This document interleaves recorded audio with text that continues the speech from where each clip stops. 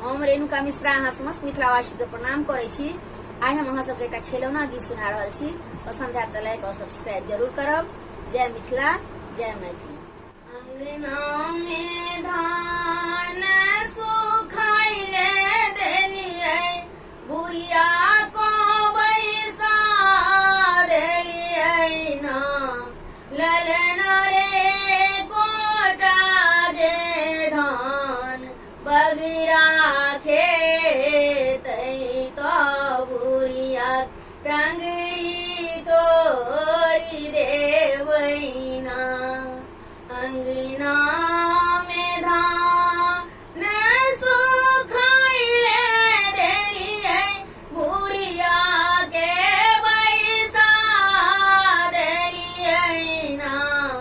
ललना रे कोटा जे धान बगिरा खेतै तो बुढ़िया टंगरी तोरी देबै ना।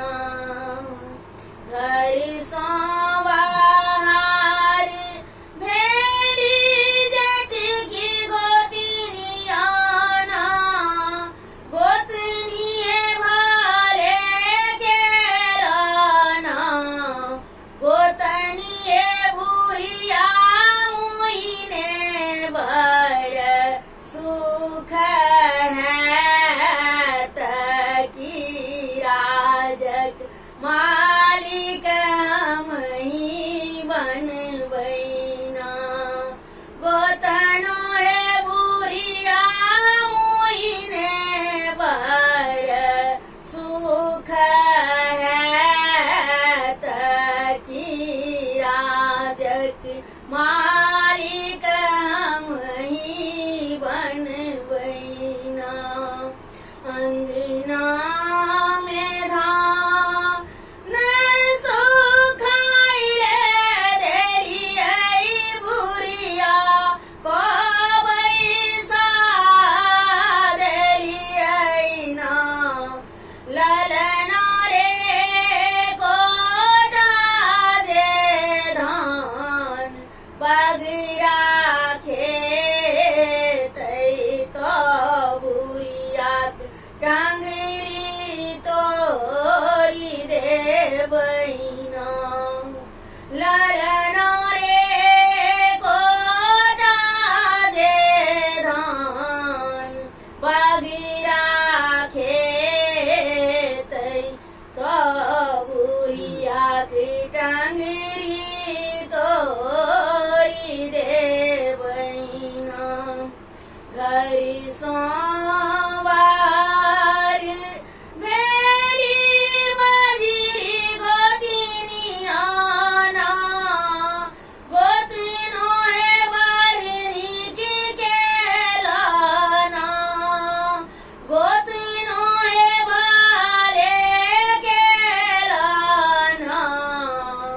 गोतनो हे बुढ़िया मुहिने बड़ सुख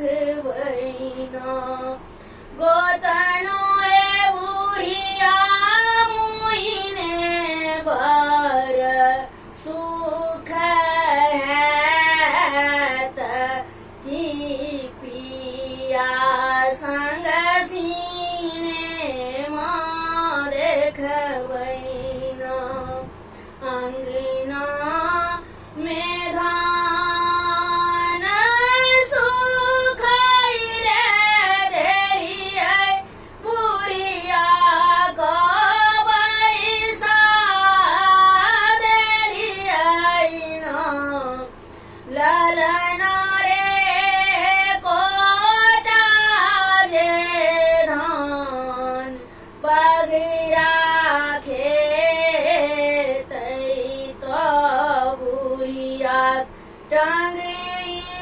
तोरी देबैना ललना रे कोटा जे धान बगिरा खेतै तो बुढ़िया के टंगरी तोरी देबैना